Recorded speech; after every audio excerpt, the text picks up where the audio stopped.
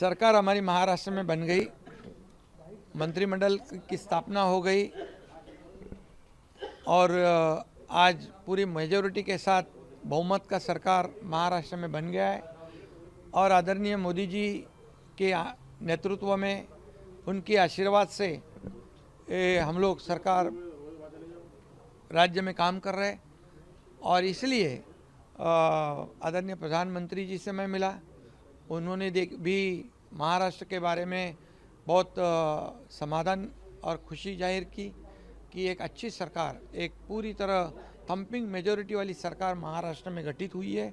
जो 2.5 साल में हमारी महायुति सरकार ने जो काम किया है, जो डेवलपमेंट किया है, जो वेलफेयर स्कीम्स की है, जो लाडली बहन हो, लाडला भाई हो, लाडला किसान हो, सभी लोगों के लिए जो हमने काम किया है, राज्य को आगे बढ़ाने के लिए हमने काम किया है।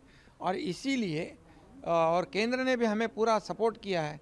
केंद्र ने, आदरणीय प्रधानमंत्री जी ने, आदरणीय गृह मंत्री जी, सहकार मंत्री, उन्होंने भी सहकार क्षेत्र के लिए काफ़ी योगदान दिया हुआ है और इसके बदौलत इस महाराष्ट्र में बड़ी जीत हासिल हुई है।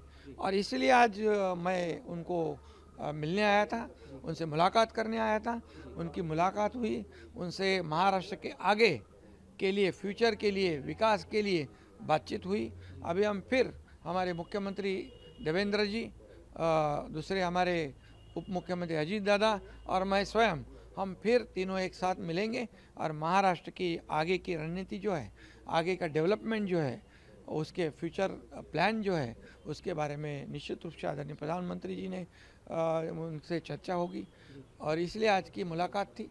हम प्रधानमंत्री जी से, गृह मंत्री जी से, आदरणीय JP नड्डा जी जो आरोग्य मंत्री है, उन्होंने भी कई बातें बताई है महाराष्ट्र के आरोग्य के बारे में, क्योंकि हेल्थ, एजुकेशन और डेवलपमेंट, इंफ्रास्ट्रक्चर, ये सभी जितने भी डिपार्टमेंट है, इसमें काफ़ी पोटेंशियल है, इंडस्ट्री है।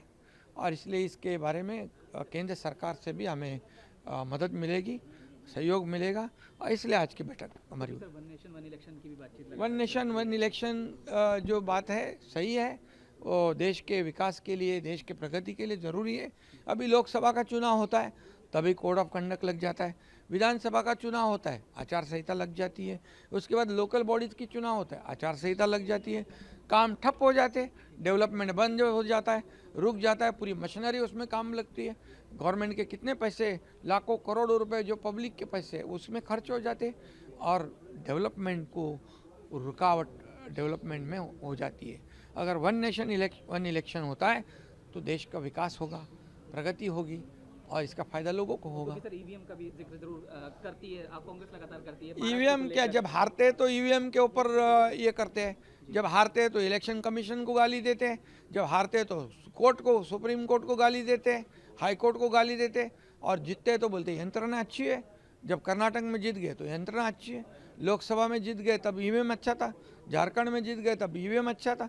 अभी उनके ही जो साथी लोग हैं, उमर अब्दुल्ला जी, उन्होंने कहा है, और ममता बनर्जी के कौन, उन्होंने भी कहा है कि ये ईवीएम के बारे में उसके नाम से रोना मत, नहीं तो चुनाव मत लड़ो।